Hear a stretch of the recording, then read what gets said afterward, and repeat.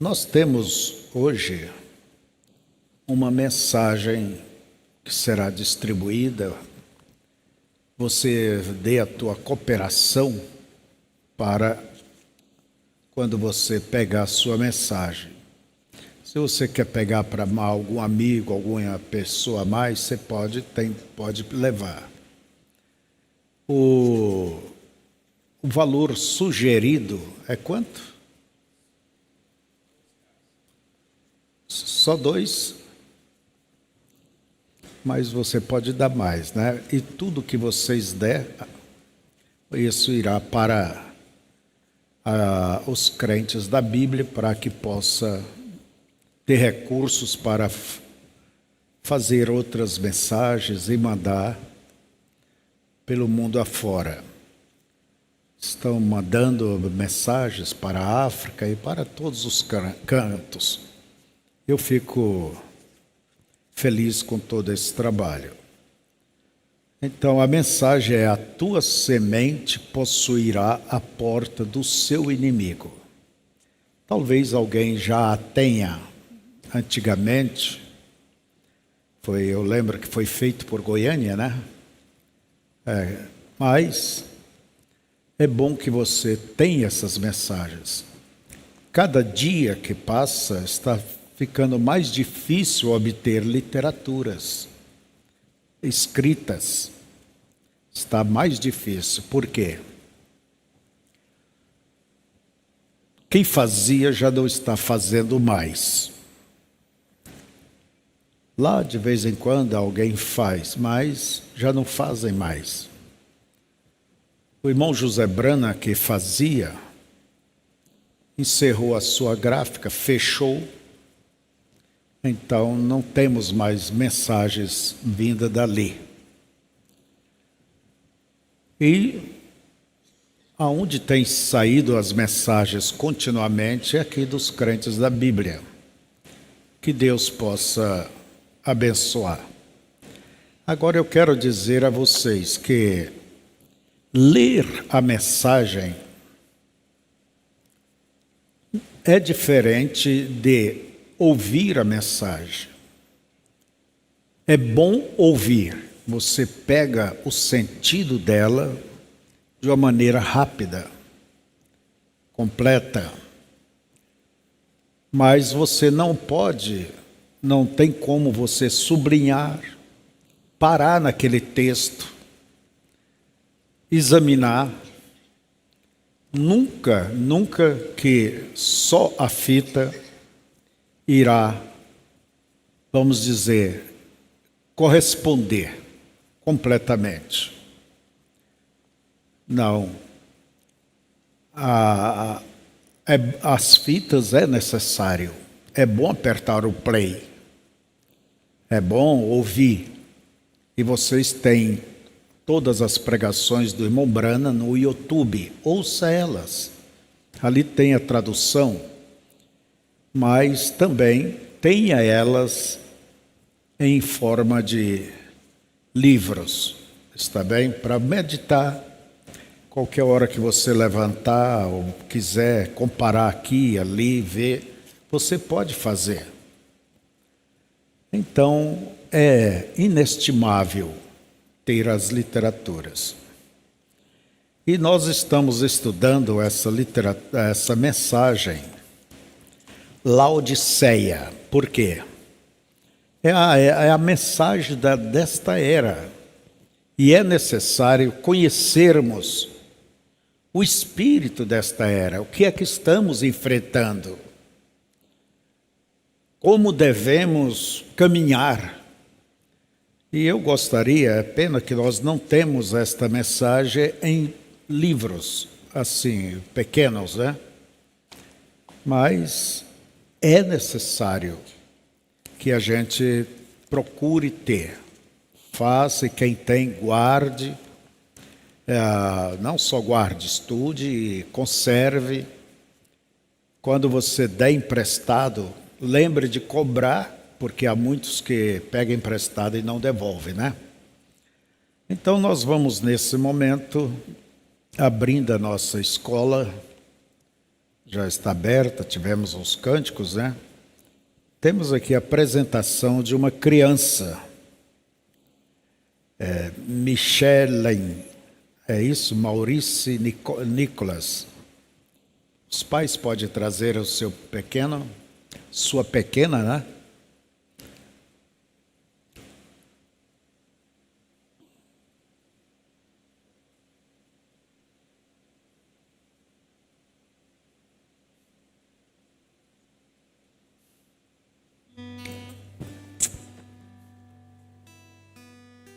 Vamos ficar de pé. E você, é a Michele? É tua, a criança? Vem comigo um pouquinho. Vem cá. Ajuda a levantar. Não vai. Fica. Ai. Aí, já vai para a mamãe. Vamos orar. Segura aqui, daí eu ponho a mão sobre ela. Aí. Mantém ela aí. Pai querido, aqui está uma pequena garota. Tu já a havias antes de fundares o mundo. E ela está sendo trazida e dedicada ao Senhor, para que seja uma propriedade do Senhor, uma filha, que teus olhos possam estar sobre ela continuamente, e que ela cresça com saúde, cresça para a felicidade de todos, amigos e deste lar, destes pais. Dê aos seus pais a bênção, a saúde e o trabalho para que possa trazer o pão para sua pequena. Em nome de Jesus Cristo, nós dedicamos ao Senhor. Amém. Podeis assentar, bem-vindos.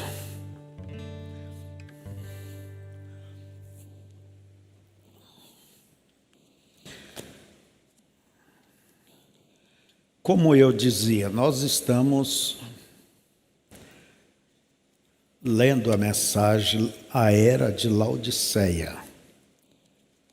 Você vai encontrar em Apocalipse capítulo 3 sobre esta era. Em Apocalipse, a palavra Apocalipse quer dizer revelação. Revelação significa tirar o véu. Vamos ficar de pé todos? Tirar o véu. Se você tem alguma coisa ali debaixo de um pano, ninguém pode saber o que é.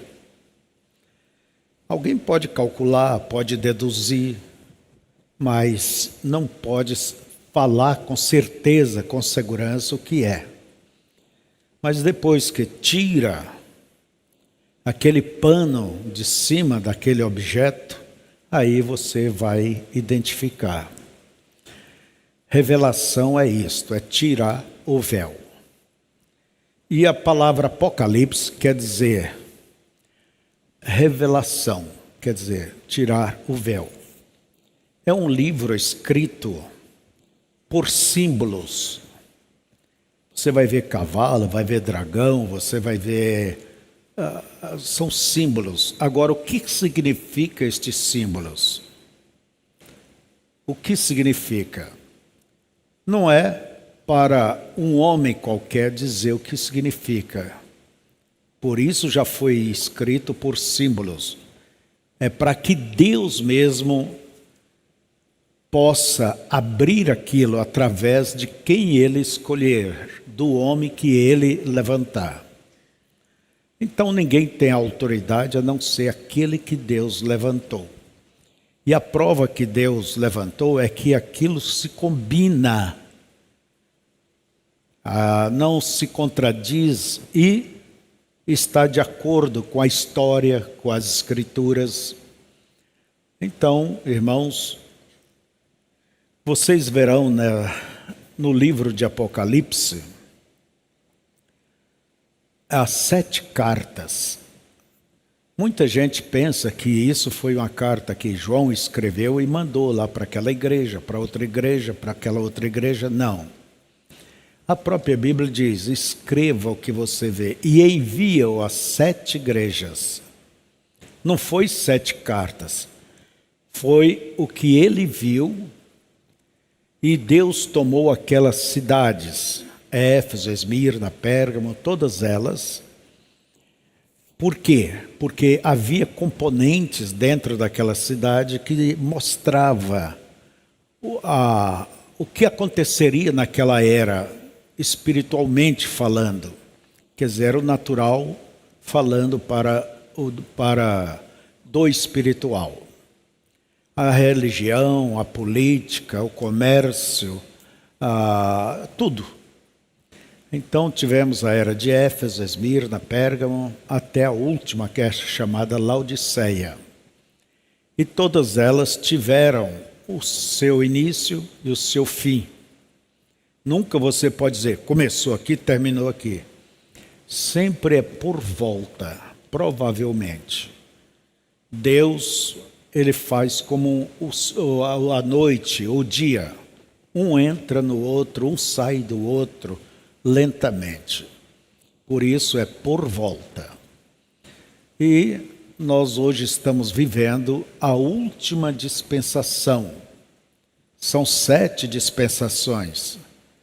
São 7 períodos.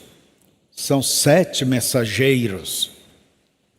Sendo que a diferença entre o primeiro e o último, para os demais, é que o primeiro foi Paulo. E Paulo foi um profeta. E o último teria que ser também um profeta. Um profeta, ele não vai dizer nada fora do que está escrito. Enquanto os outros mensageiros, eles foram reformadores, foram mensageiros, mas eles não foram profetas. Foram mensageiros, simplesmente. Mas o primeiro e o último são profetas. Vamos ler sobre a era de Laodiceia. Hoje eu estou tremendo um pouco mais. Alguém pode pensar, o que é isso? Bem, eu sei que quando eu era novo eu não tinha essas coisas. Mas tudo acontece, né? Vamos ler as Escrituras. Apocalipse, capítulo 3. E ao anjo da igreja que está em Laodiceia escreve: isto diz o Amém, a testemunha fiel e verdadeira, o princípio da criação de Deus. Preste bem atenção. Eu sei as tuas obras, que nem és frio nem quente. Tomaras que foras frio ou quente. Assim, porque és morno e não és frio nem quente, vomitar-te-ei da minha boca. O que é que tem na boca de Deus? A sua palavra. Será vomitado da palavra. Então, por quê? É um estado morno e Deus não se agrada desse estado. E nós vemos, queridos irmãos, que esse é o espírito que você tem que se cuidar dele. Quando você vê a sua vida decaindo, afrouxando, ficando morna, não ligando para as coisas de Deus, perdendo aquele calor no seu coração por Deus, olha, é melhor dizer: Senhor, me desperte. Começar a ler, meditar, frequentar a igreja, os cultos e se comprometer com as coisas espirituais. Nunca, nunca, nunca permitas que a tua vida, vamos dizer, nunca permitamos que nossas vidas caia nesse estado de mornidão. Mornidão. O que quer dizer isso? Conforto. É aquele conforto, tudo bem, não faz mal, não tem importância. A pessoa simplesmente cai nessa vida cristã superficial. Deus disse que vai vomitar da sua boca. Como dizes, rico sou e estou enriquecido e de nada tenho falta. E não sabes que és um desgraçado e miserável e pobre, cego e nu. Aconselho-te que de mim compres ouro provado no fogo, para que te enriqueças, e vestes brancas para que te vistas, e não apareça a vergonha da tua nudez, e que unjas os olhos com colírio para que vejas. Eu repreendo e castigo a todos quantos amam. Sê, pois, zeloso e arrepende-te. Eis que eu estou à porta e bato. Se alguém ouvir a minha voz e abrir a porta, entrarei em sua casa e com ele cearei e ele comigo. Ao que vencer, lhe concederei que se assente comigo no meu trono, assim como eu venci e me assentei com meu Pai no seu trono. Quem tem ouvidos, ouça o que o Espírito diz às igrejas. Assentai-vos. Então, eu peço toda a atenção. Nós já estivemos na última escola dominical comentando, falando a respeito do mensageiro. A primeira que tivemos aqui foi a respeito da cidade de Laodiceia. A segunda escola nós falamos sobre a era de Laodiceia. E a terceira começamos a explicar, a falar sobre o mensageiro desta era de Laodiceia. A palavra Laodiceia quer dizer direito dos povos. E hoje nós vamos procurar ler. Eu quero me conter mais nisto. E peço que cada um não desvie a sua atenção para nada e por nada. Começa o irmão Branham dizendo assim: eu duvido muito que alguma era verdadeiramente conheceu o mensageiro de Deus que Deus lhe tinha enviado, exceto na primeira era em que Paulo foi o mensageiro. E até mesmo nesta era muitos não o conheceram, apesar do que ele era. Agora, a era em que estamos vivendo vai ser uma era muito curta. Os eventos vão tornar-se conhecidos muito rapidamente. Portanto, o mensageiro para esta era de Laodiceia tem de estar aqui agora. Embora talvez não o conheçamos por enquanto, porém tem de haver seguramente um tempo em que ele se torne conhecido. Agora, eu posso provar isso porque temos escritura que descreve o seu ministério. Em primeiro lugar, esse mensageiro vai ser um profeta. Ele terá o ofício de profeta. Ele terá o ministério profético. Este será baseado solidamente na palavra, porque quando ele profetiza ou tem uma visão, será sempre orientado à palavra. E sempre acontecerá. Ele será vindicado como um profeta por causa de sua exatidão. A prova de que ele é um profeta encontra-se em Apocalipse 10, 7. É a prova. Mas nos dias da voz do sétimo anjo, quando tocar a sua trombeta, se cumprirá o segredo de Deus, como anunciou aos profetas seus servos. Agora, Esta pessoa que neste versículo é chamado de anjo, na nossa versão da Bíblia, não é um ser celestial. O sexto anjo das trombetas, o qual é um ser celestial, está em Apocalipse 9:13. E o sétimo, da mesma ordem, está em Apocalipse 11:15. Este aqui, de Apocalipse 10:7, é o mensageiro da sétima era e é um homem. E ele deve trazer uma mensagem de Deus, e a sua mensagem e o seu ministério irão cumprir o segredo de Deus como anunciado aos seus servos, os profetas. Deus vai tratar este último mensageiro como um profeta. Por quê? Ele é um profeta. É isso que Paulo foi na primeira era. E a última era tem um também.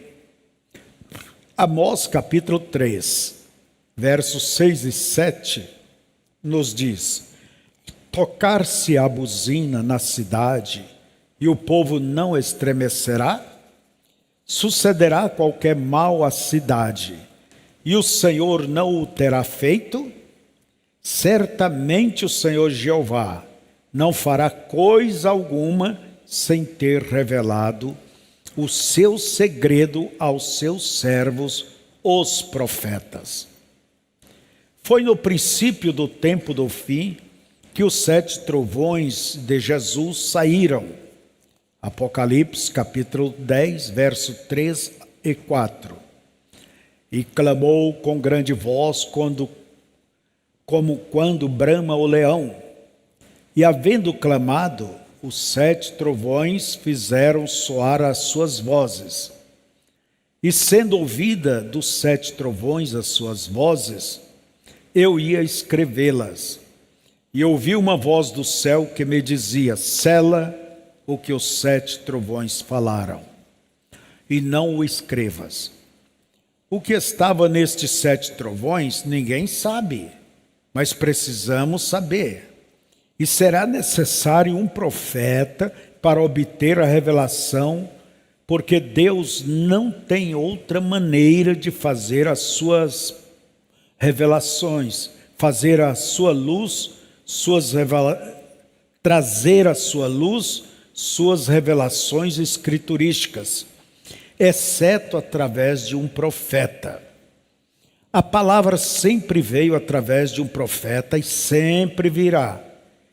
Que esta é a lei de Deus, e isto fica evidente, até mesmo por um exame ocasional da Escritura. O Deus imutável, com caminhos imutáveis, invariavelmente enviava seu profeta em cada era, onde as pessoas tinham se extraviado da ordem divina, havendo não só os teólogos, mas também o povo se afastado da palavra de Deus. Deus sempre enviava seu servo para essas pessoas, e isto a parte dos teólogos, a fim de corrigir o falso ensinamento e conduzir o povo de volta a Deus. Portanto, vemos que vem um mensageiro para a 7ª era, e ele é um profeta. Não somente vemos que este mensageiro viria aqui em Apocalipse 10:7, mas encontramos que a palavra fala de Elias vir antes que Jesus retorne. Mateus 17:10. E os seus discípulos o interrogaram dizendo: por que dizem então os escribas que é mister que Elias venha primeiro? E Jesus disse: em verdade, Elias virá primeiro e restaurará todas as coisas. Antes da restauração da igreja, é isso que Malaquias capítulo 4, versos 5 e 6 diz: eis que eu vos envio o profeta Elias, antes que venha o dia grande e terrível do Senhor. e converterá o coração dos pais aos filhos e o coração dos filhos a seus pais, para que eu não venha e fira a terra com maldição. Não há absolutamente nenhuma dúvida que Elias deve retornar antes da vinda de Jesus. Ele tem uma obra específica a realizar. Essa obra é parte de Malaquias 4, verso 6, que diz que ele converterá o coração dos filhos a seus pais. A razão de sabermos que esta é sua obra específica a ser feita neste tempo é porque ele já realizou a parte que diz que ele converterá o coração dos pais aos filhos. Quando o ministério de Elias esteve aqui em João Batista, Lucas capítulo 1, verso 17, e irá adiante dele no espírito e virtude de Elias, para converter o coração dos pais aos filhos e os rebeldes à prudência dos justos, com o fim de preparar ao Senhor um povo bem disposto. No ministério de João, os corações dos pais foram convertidos aos seus filhos. Sabemos isto porque Jesus assim o disse, mas não diz que os corações dos filhos foram convertidos aos pais. Isto está ainda por acontecer. Os corações dos filhos dos últimos dias serão convertidos de volta aos pais pentecostais. João preparou os pais para Jesus acolher com alegria os filhos no aprisco. Agora este profeta, sobre quem o espírito de Elias desce, preparará os filhos para receber Jesus de volta com alegria. Jesus chamou João Batista de Elias, em Mateus capítulo 17, verso 12. Mas digo-vos que Elias já veio e não o conheceram, mas fizeram-lhe tudo o que quiseram. A razão pela qual ele chamou João de Elias foi porque o mesmo Espírito que estava sobre Elias voltara sobre João, assim como esse Espírito voltara sobre Eliseu após o reinado do rei Acabe. Agora, uma vez mais, esse Espírito voltará sobre outro homem um pouco antes de Jesus vir. Ele será um profeta. Ele será vindicado como tal por Deus. Uma vez que Jesus mesmo não estará aqui em carne para vindicá-lo, como ele fez com João, isso será feito pelo Espírito Santo, de modo que o ministério deste profeta será acompanhado de grandes maravilhas, de grande e maravilhosa manifestação.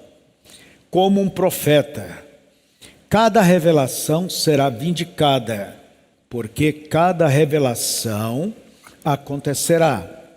Maravilhosos atos de poder serão realizados aos seus comandos em fé. Então será dada a mensagem que Deus lhe deu na palavra para converter as pessoas de volta à verdade e ao verdadeiro poder de Deus. Alguns ouvirão, porém a maioria fará o esperado e o rejeitará. Visto que este profeta, mensageiro de Apocalipse 10:7, será o mesmo de Malaquias 4, 5 e 6, ele naturalmente será como Elias e João. Ambos foram homens rejeitados pelas escolas religiosas reconhecidas de seus dias. Ambos foram homens do deserto. Ambos agiram somente quando tinham o assim diz o Senhor, diretamente de Deus por revelação. Ambos brandaram contra as ordens religiosas e os líderes de seus dias. Mas isso não foi só assim. Eles bradaram contra todos os que eram corruptos ou que corrompia outros. E note, ambos profetizaram muito contra mulheres imorais e seus modos. Elias clamou contra Jezabel, João repreendeu Herodias, a mulher de Filipe. Embora não seja popular, ele será vindicado por Deus, assim como Jesus autenticou João e o Espírito Santo autenticou Jesus. Nós bem podemos esperar que este homem seja, em primeiro lugar, autenticado pelo Espírito, operando em sua vida, com atos de poder que são incontáveis e não encontrados em nenhum outro lugar. E o próprio Jesus, ao retornar, o autenticará, assim como ele autenticou João. João testemunhou que Jesus viria, e assim este homem, como João, testemunhará que Jesus vem, e o próprio retorno de Cristo provará que este homem, de fato, era o precursor de sua segunda vinda. Esta é a evidência final de que este, de fato, é o profeta de Malaquias 4. Porque o fim do período gentil será o próprio Jesus aparecendo, então será tarde demais para os que o têm rejeitado.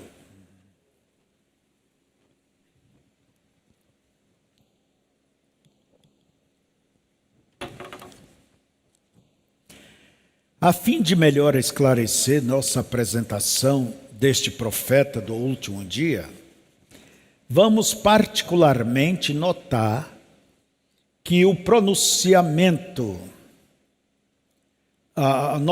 que o profeta de Mateus 11:12 foi João Batista, que foi aquele pronunciado em Malaquias 3, verso 1. Eis que eu envio o meu anjo que preparará o caminho diante de mim. E de repente virá ao seu templo o Senhor, a quem vós buscais, o anjo do concerto, a quem vós desejais. Eis que vem, diz o Senhor dos exércitos. Mateus 11, do verso 1 ao 11. E aconteceu que, acabando Jesus de dar instruções aos seus 12 discípulos, partiu dali a ensinar e a pregar nas cidades deles.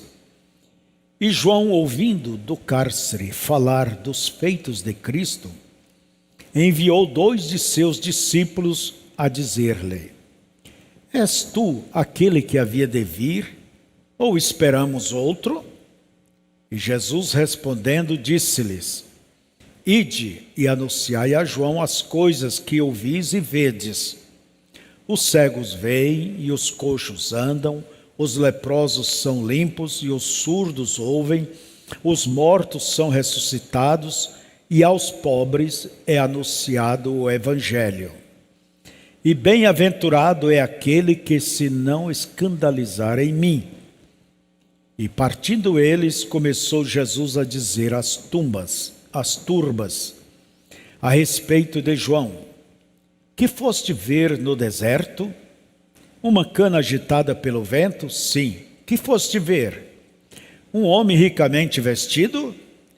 Os que trajam ricamente estão nas casas dos reis.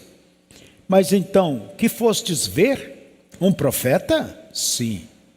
Vos digo, é muito mais do que profeta, porque é este de quem está escrito: Eis que diante de tua face envio o meu anjo, que preparará diante de ti o teu caminho.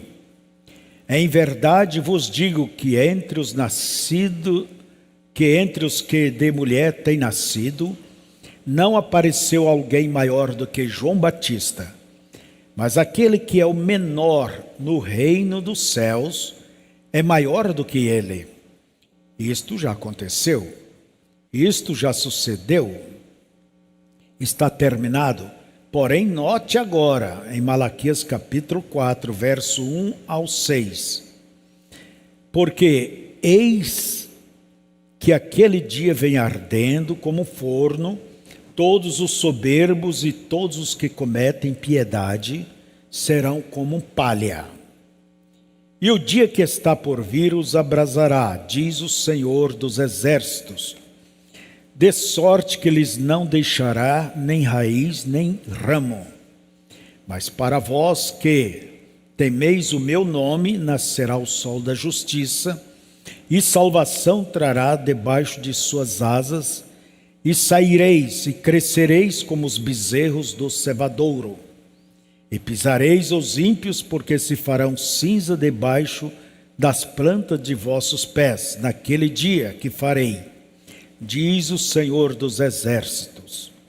Lembrai-vos da lei de Moisés, meu servo, a qual lhes mandei em Horebe para todo Israel, o que são os estatutos e juízos.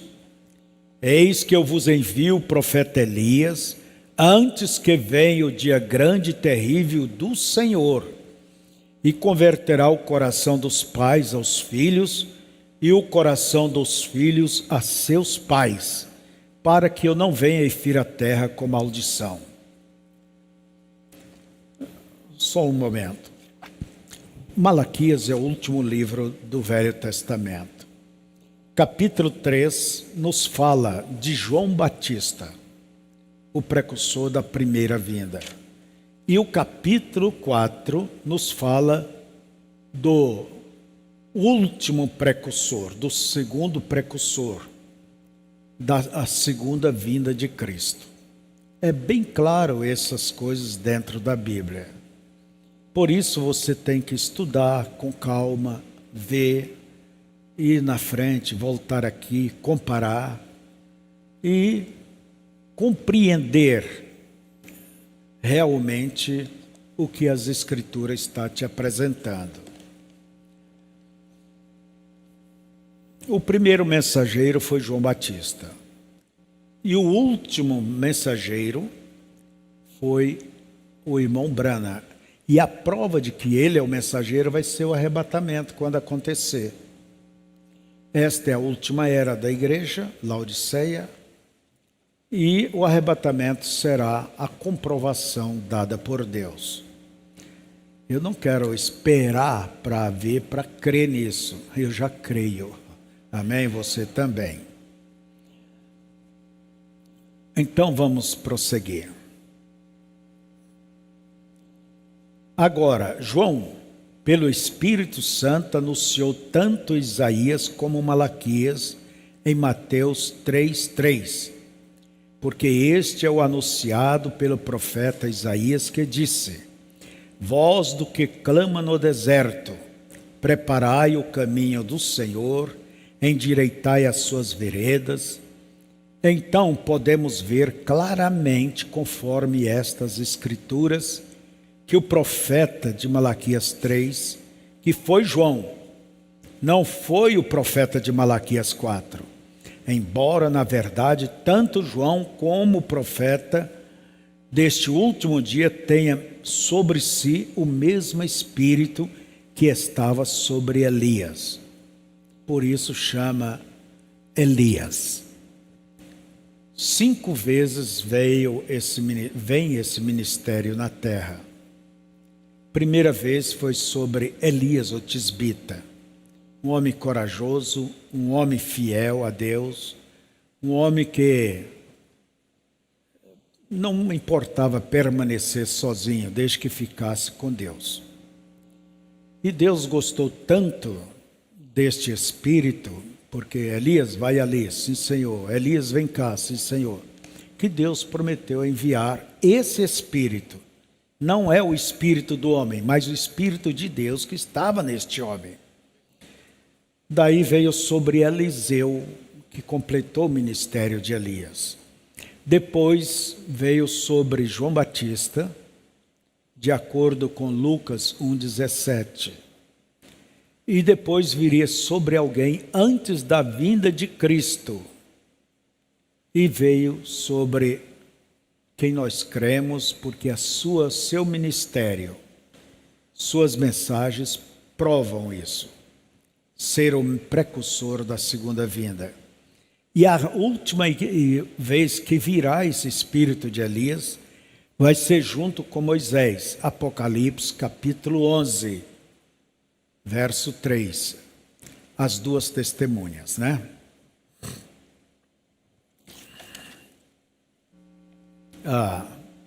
Agora, este mensageiro de Malaquias, capítulo 4, e Apocalipse 10, verso 7, fará duas coisas. Quer dizer, o mensageiro tem que fazer duas coisas. Primeiro, segundo Malaquias 4, ele converterá os corações dos filhos aos pais.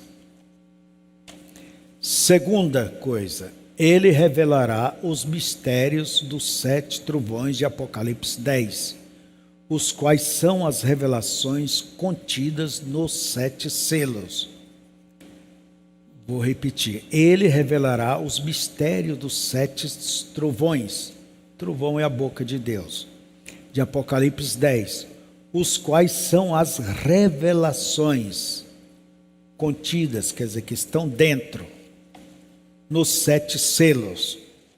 Serão estas verdades mistérios, divinamente reveladas, que literalmente converterão os corações dos filhos aos pais, do Pentecostes, exatamente assim. É impossível só ler, mas deixa-me dizer aqui. Houve um tempo que, durante o ministério do irmão Branham, ele sempre dizia assim: talvez eu esteja preparando o caminho para este grande homem, para Elias, né? Talvez eu esteja pondo os fundamentos.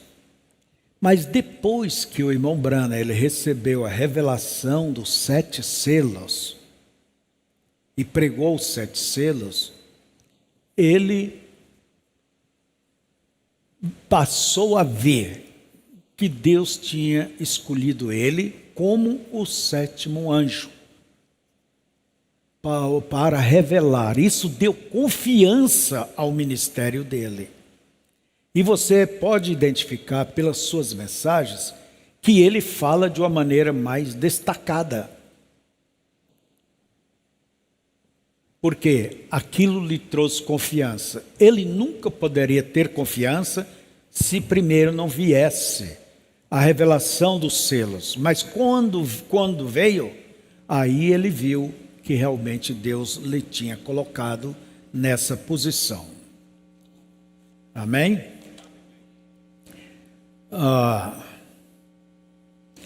Porém, considere isto também: este mensageiro profeta será em sua natureza e em suas maneiras como fora Elias e João. As pessoas do dia deste mensageiro profeta serão como foram nos dias de Acabe e de João. E uma vez que são somente os filhos cujos corações serão convertidos, serão somente os filhos que ouvirão. Que coisa, né? Então, quem não ouve é porque não é filho. Nos dias de Acabe foram encontrados somente 7.000 israelitas da semente verdadeira. Nos dias de João houve também muito poucos. O povo em ambas as eras estava em fornicação de idolatria. Eu desejo fazer uma comparação entre o mensageiro profeta de Laodiceia e João. O mensageiro profeta que precedeu a primeira vinda de Jesus. As pessoas dos dias de João confundiram-no com Jesus.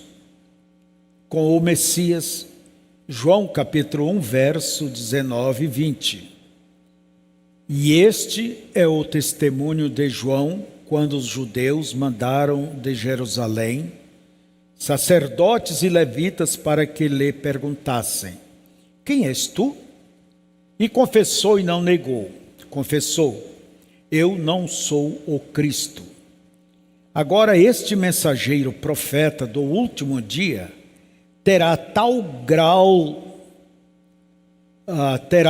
poder diante do Senhor, que haverá aqueles que o confundirão com o Senhor Jesus. Há gente que não aguenta ver sinais que já atribui ao homem este poder, né? Haverá um espírito no mundo no tempo do fim, que seduzirá alguns e os fará crer nisto. Mateus 24, do verso 23 ao 26. Agora, olha bem, haverá alguns no mundo neste tempo que vai adorar o homem, dizer que ele é Cristo. Agora eu digo, isso não é denominacional. Isso não é religioso lá fora. Isso é a semente errada que diz que crê na mensagem, que diz que estão por aí. Entende? Mateus 24, do verso 23 ao 26.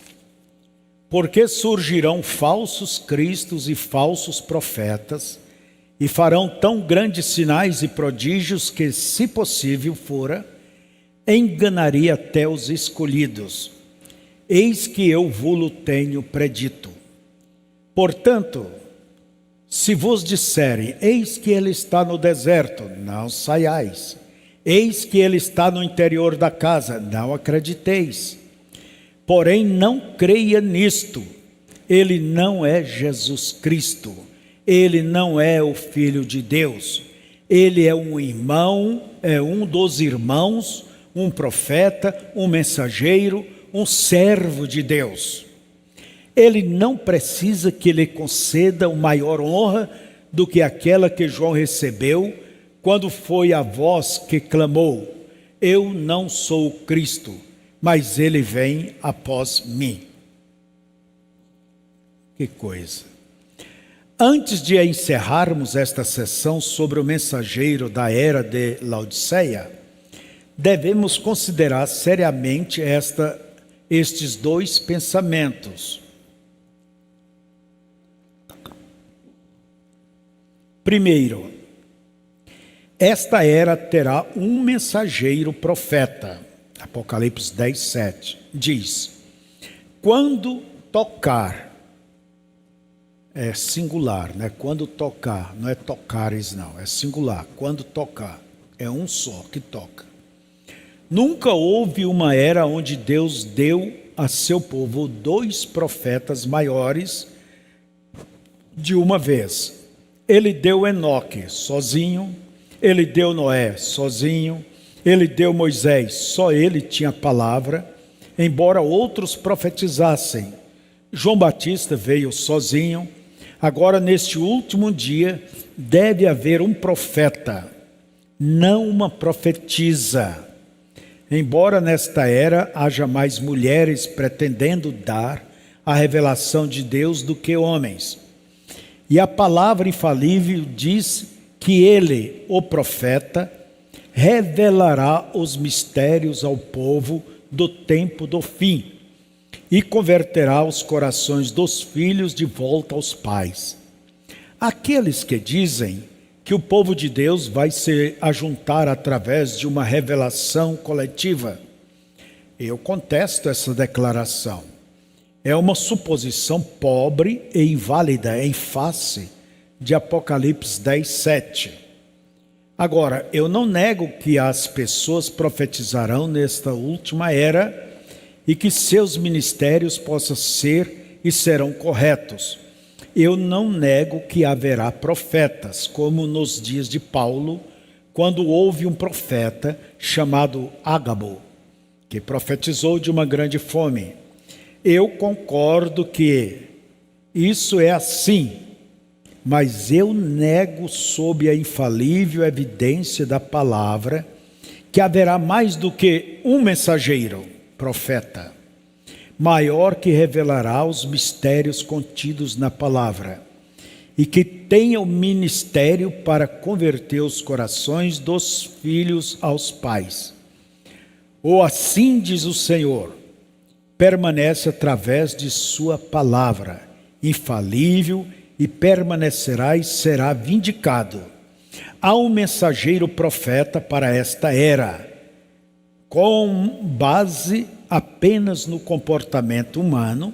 Qualquer um sabe que onde há muitas pessoas, há igualmente opiniões divididas sobre pontos menores de uma doutrina maior, que todos aceitam. Quem então terá o poder da infalibilidade que deve ser restaurada nesta última era? Pois esta última era voltará a manifestar a noiva da palavra pura. E isso significa que teremos a palavra uma vez mais, como foi perfeitamente dada e perfeitamente compreendida nos dias de Paulo. Eu lhes direi quem o terá. Será um profeta completamente vindicado, ou até mesmo mais completamente vindicado do que qualquer outro profeta em todas as eras, desde Enoque até estes dias, porque este homem terá necessariamente o ministério profético da pedra de coroa, e Deus o manifestará. Ele não precisará falar por si mesmo. Deus falará por ele através da voz do sinal. Amém. Então, parando aqui um momento, profetas, Deus pode levantar profetas, mas você nunca tem que pensar que uma pessoa como foi o irmão Branham, um homem a quem Deus o vindicou, a quem Deus operou através de sinais, unção e revelação. Então, quando alguém surge e diz, lá tem tal profeta, não vai atrás dessas coisas. Nos diz Jesus, se está no quarto, não entre, não creia. Se está no deserto, não vai lá. Não, Deus terá um profeta vindicado. E este é o mensageiro da era. Pronto. Deus não tem 2, 3 mensagens na mesma era. Deus tem uma mensagem. O segundo pensamento que deve ser gravado em nossos corações é que as 7 eras da igreja começaram tanto com o espírito anticristão, quanto com o Espírito Santo, que deve ser bendito para sempre. Quer dizer, as 2 sementes, né? Os 2 espíritos trabalhando. 1 João 4, verso 1. Amados, não creiais a todo o espírito, mas provai se os espíritos são de Deus. Porque muitos falsos profetas se têm levantado no mundo. Você notou? O espírito anticristão está identificado com os falsos profetas. As eras chegaram com falsos profetas e se extinguirá com falsos profetas. Quer dizer, nunca vamos se livrar dessa gente. Agora, evidentemente, haverá um falso profeta genuíno, no grande sentido daquele homem mencionado de Apocalipse. Porém, por agora, antes de sua revelação, hão de aparecer muitos falsos profetas. Mateus 24, 23 ao 26. É que a Bíblia diz que surgirá o falso profeta, a besta. Quer dizer, mas antes dele se manifestar abertamente, que será após o rapto,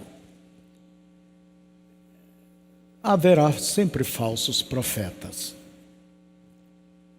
Não é porque diz profeta que alguém já cataloga como falso. Não, se existe falso, é porque tem que ter verdadeiro. Se você tem uma nota de R$100 falsa, é porque existe uma verdadeira. Esses dias, eu sei que caiu na minha mão uma nota de R$200, falsa. Não pode passar ela para frente, de forma alguma. É crime. Mas o que ela me diz? Que tem que haver notas verdadeiras. Se tem falso, é porque tem que ter verdadeiro. E você pergunta, como que eu vou saber qual é o verdadeiro? Irmãos, isso é mais fácil do que descascar banana madura. Vê se fala de acordo com a palavra.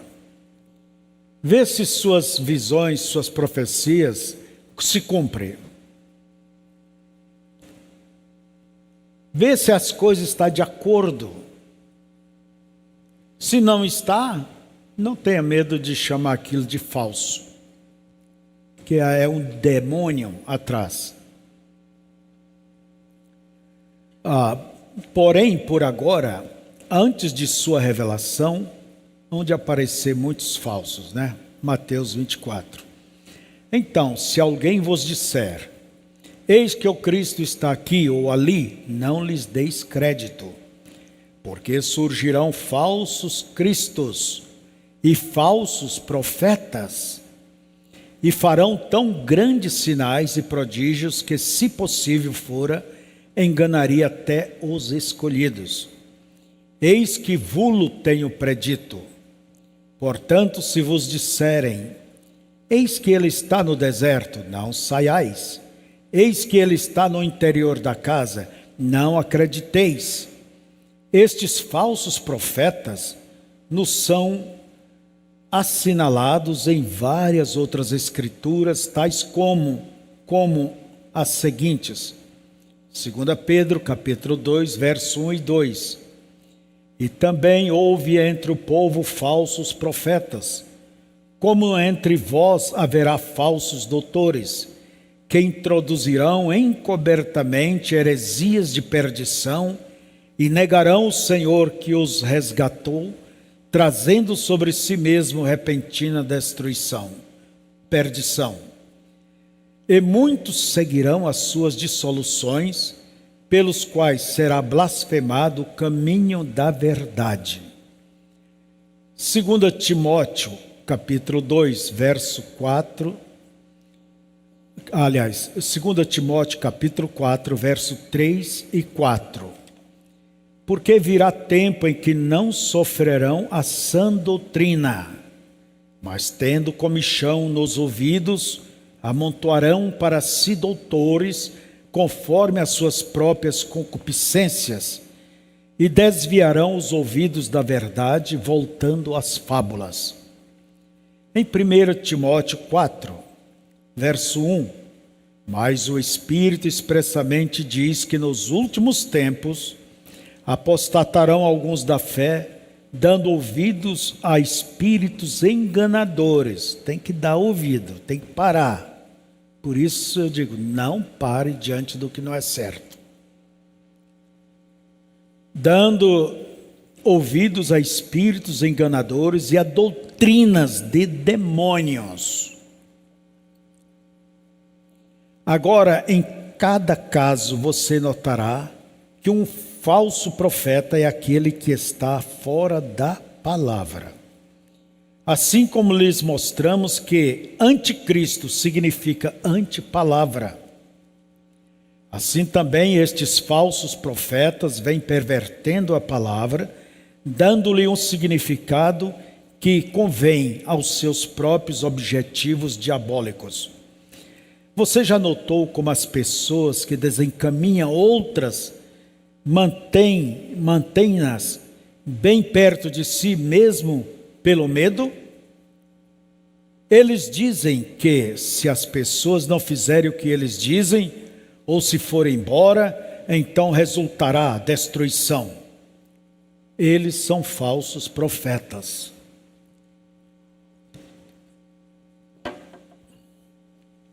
Aí está uma coisa. O falso usa da artimanha, do medo.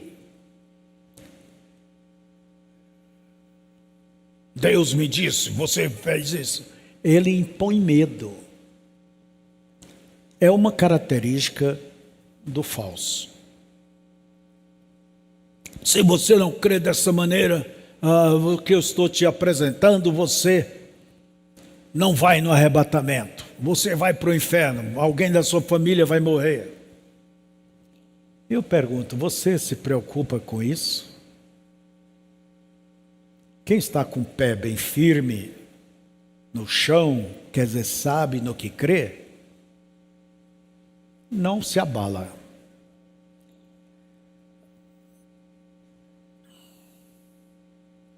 Vamos lá.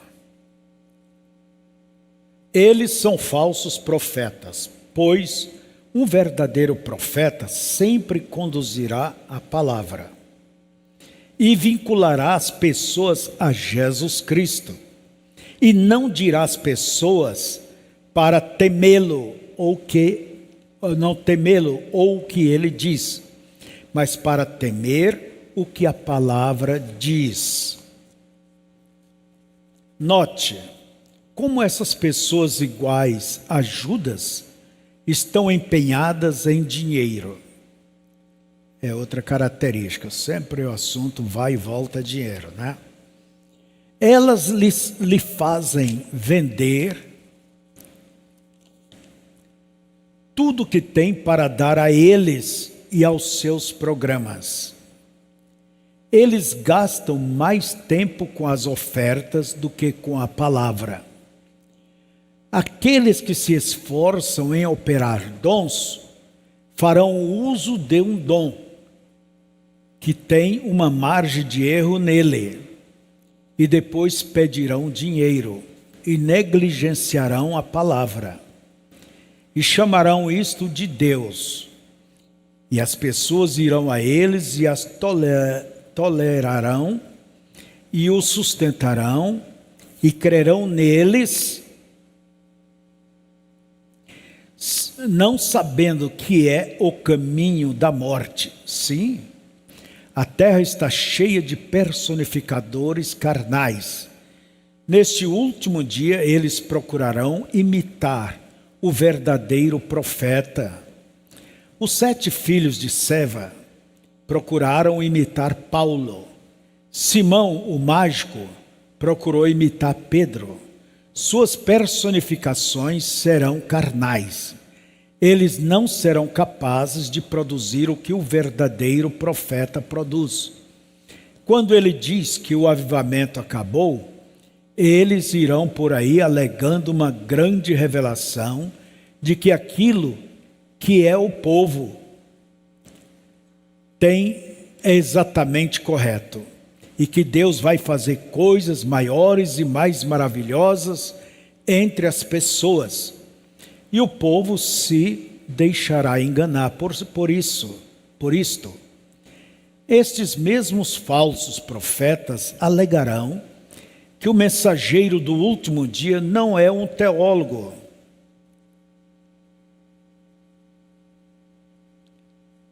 Portanto, ele não deve ser ouvido. Eles não serão capazes de produzir o que o mensageiro pode. Eles não serão vindicados por Deus como esse profeta do último dia é. Porém, com suas grandes e soberbas palavras e com o peso de sua autoridade mundial, eles advertirão o povo a não ouvir este homem, mensageiro, e dirão que ele ensina errado. Eles estão fazendo exatamente como seus pais, os fariseus, que era do diabo, porque porque alegava que tanto João como Jesus ensinava errado. Então, você vê as características, né? Entre o verdadeiro e o falso. E nunca se empolgue, porque diz a Bíblia que até mesmo se um anjo descer do céu e anunciar outro evangelho, falar outras coisas que não é a verdade, que já não foi falada, considere como uma coisa amaldiçoada, pecaminosa, diabólica. Agora, porque estes falsos profetas vêm contra o verdadeiro profeta e desacreditam seu ensinamento? É a pergunta, né? Por que esses falsos profetas vêm contra o verdadeiro e desacreditam o seu ensinamento? Porque estão fazendo o esperado como fizeram seus antepassados, quando nos dias de Acabe resistiram a Micaías. Havia 400 deles e todos estavam de acordo, e por dizerem todos a mesma coisa, enganaram as pessoas. Porém, um profeta, apenas um, estava certo e todos os demais errados, porque Deus havia entregue a revelação a apenas um. Se você tem alguma dúvida sobre isto, peça a Deus por seu Espírito para enchê-lo e guiá-lo, porque os escolhidos não podem ser enganados. Você entendeu isso? Não há ninguém que possa enganá-lo.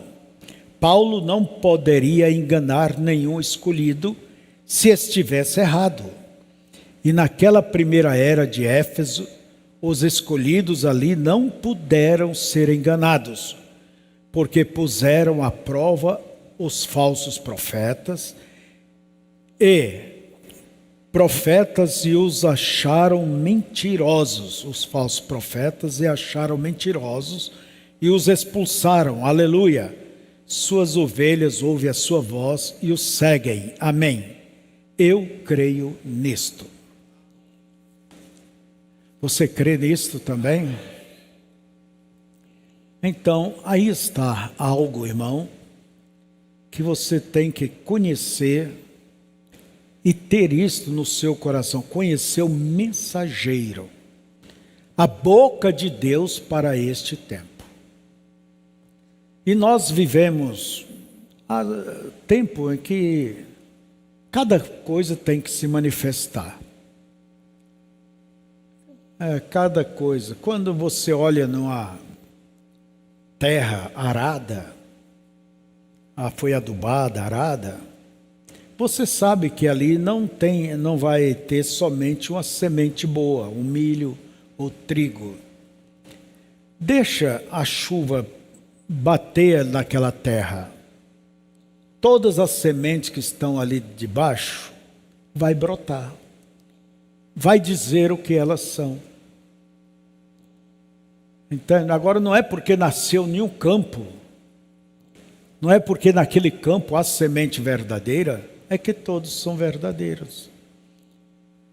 É preciso comparar com as Escrituras, ver. Vamos tomar esse pequeno exemplo antes de encerrarmos. Nos dias de Acabe, Acabe havia matado a Nabote através de Jezabel, da sua igreja. E Deus disse que os cães lamberiam o sangue de Acabe, como fizeram com o sangue de Nabote. E passou-se o tempo. E muita gente pensa que Deus esquece, o tempo cobre, e é outra história. Se há uma coisa errada, aquilo permanece errado. Então, o que fez Acabe? Teve o desejo de expulsar os sírios que estavam em uma região chamada Gileade, né? Gileade. E Acabe era aparentado, chegado ao rei de Judá, que era Josafá, que era um verdadeiro cristão, um verdadeiro homem de Deus. Ora, é preciso você saber com quem você anda.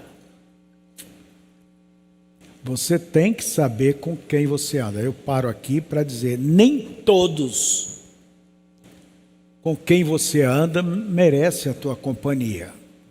Ainda mais aquele que quer te levar para um evangelho fácil, superficial, te dá maus exemplos. Se você não se cuida, daqui um pouco você vai estar bebendo com ele, com essas más companhias, jogando e até mesmo julgando o ministério, julgando o pastor, julgando os irmãos. Essa pessoa não merece a tua companhia. E bem-aventurado aqueles que não andam segundo o conselho de quem? Dos ímpios, né? Então Josafá, ao lado de Acabe, e fizeram uma recepção para Josafá, e banquete, música, opa, que era só companheirismo, alegria. Em uma hora, Acabe jogou a armadilha, o convite. Você, Josafá, irá conosco a peleja em Ramote de Gileade? A cidade é nossa, a região é nossa. Você pode ver isso na Bíblia, está na Bíblia. Mas não quer dizer, porque está na Bíblia, que Deus vai cumprir aquilo através de você. Deus vai cumprir aquilo, aquela promessa, se você estiver bem com Ele. Você não é dono da Bíblia para aplicar todas as promessas. E Josafá disse, eu irei contigo à peleja. Eu vou. Os meus soldados com teus, os meus cavalos com os teus, e eu serei como você na peleja. Vamos juntos. Olha bem, fundamentalmente, eles tinham a Bíblia. Mas havia uma profecia contra Acabe. E Elias havia trazido isso. E Elias era o profeta maior que trouxe aquilo. Então, o que aconteceu? Josafá teve aquela coisa, aquele peso no coração, que todo mundo tem, quando há alguma coisa que não está bem, está errada, você não está satisfeito em dar aquele passo. Sabe o que diz o irmão Brana? Ele diz, não dê o passo e você sabe que você estará certo, que você está certo. Do que fazer a coisa com dúvida, do que jogar sorte. Nisto, Josafá disse para Acabe, não há algum profeta para a gente consultar a Deus? O crente sempre põe Deus na frente. Mas Acabe, conhecendo a espiritualidade de Josafá, já tinha preparado 400 profetas, homens hebreus, profetas.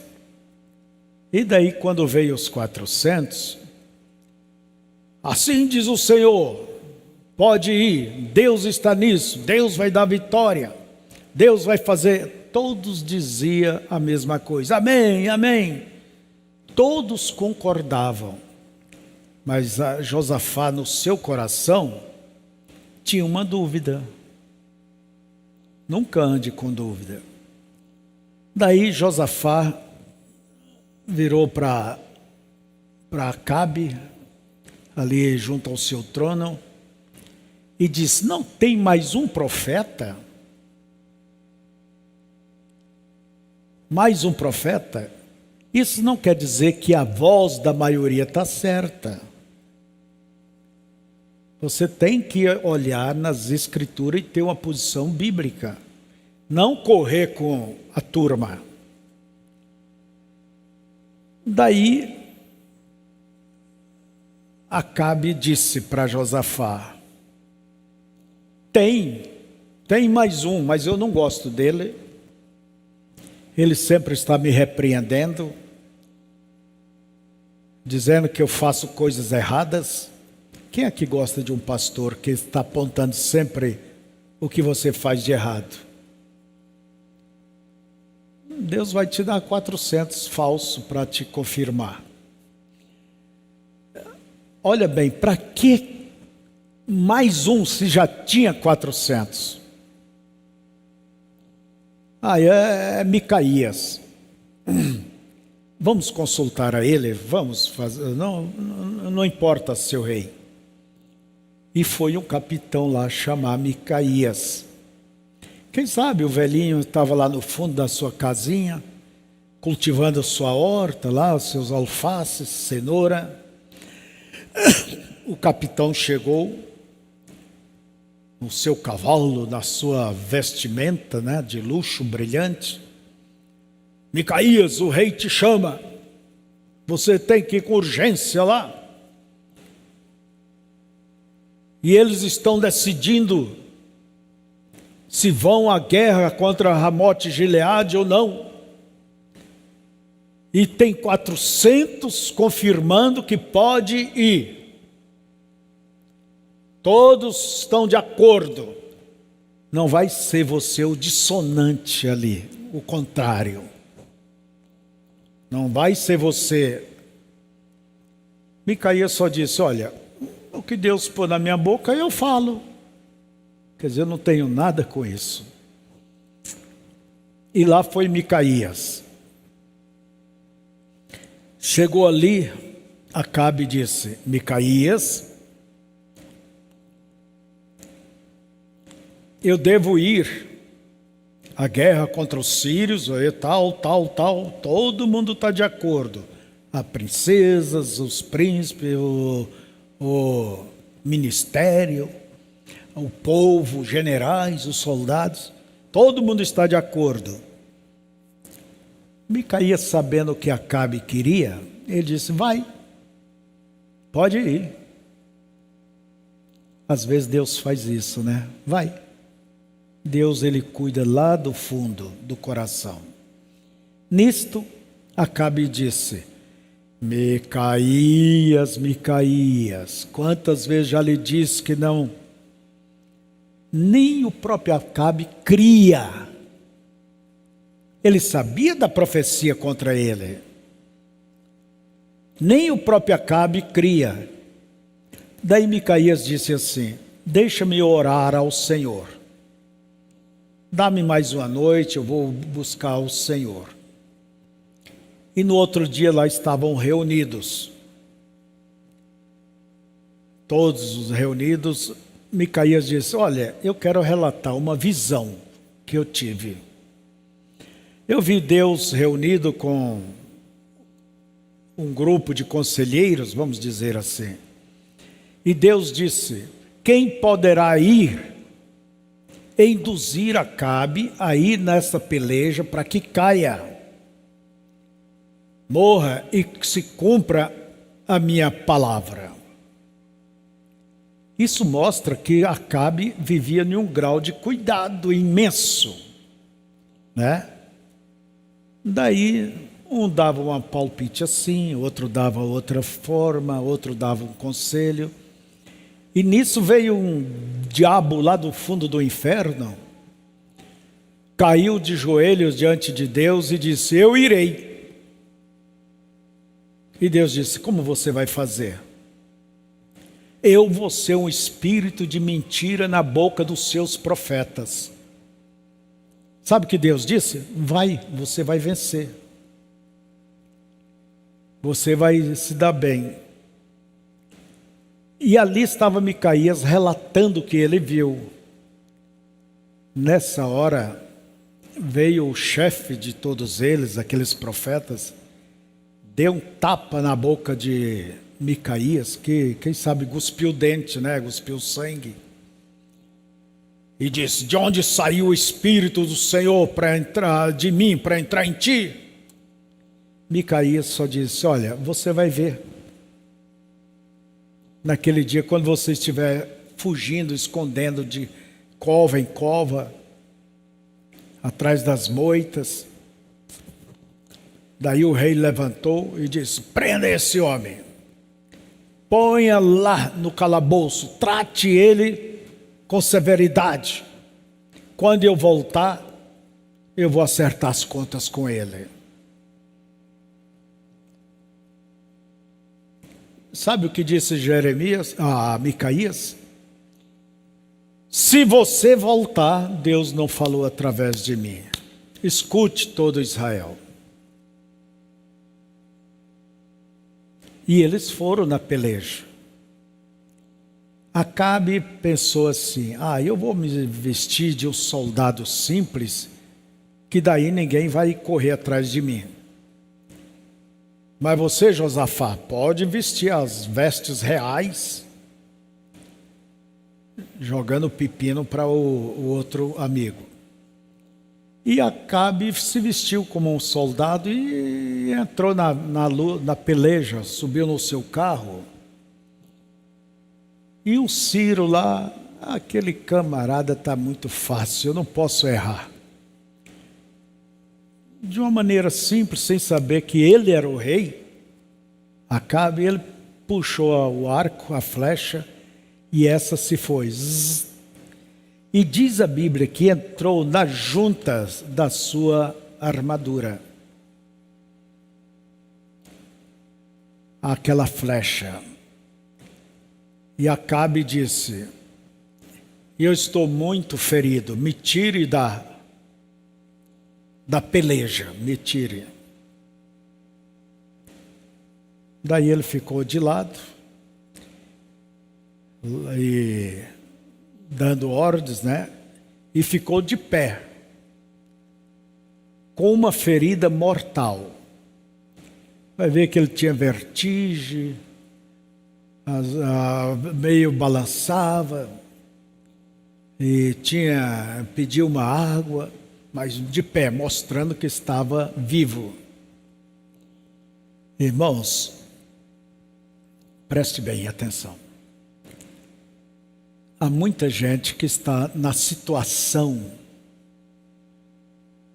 há pastores, líderes, há muita gente que está na situação de Acabe, morrendo, morto de pé, mas transmitindo que estão bem, que estão com vida, que tem ministério. E quando chegou a tarde, terminou a peleja, olha bem, Acabe viu o seu sangue descer pelo carro. E quando lavaram o carro de Acabe, caiu aquele monte de sangue, os cães vinham ali e comia, como comeram de Nabote. Então vocês podem ver, a Bíblia ela nos mostra essas coisas todas, para que você, para que eu, para que nós tenhamos uma percepção espiritual e que a gente não seja uma criança levada por qualquer vento de doutrina, se entusiasmar com certas coisas. Nós temos que antes ver se aquilo é bíblico. E se é esta pessoa que é a autoridade dada por Deus para cumprir aquilo. Senão acontece que diz irmão Brana, pessoas se esforçarão em dons para depois oprimir as pessoas, pedir dinheiro, pedir isso, fazer aquilo. Sempre usarão o nome de Deus.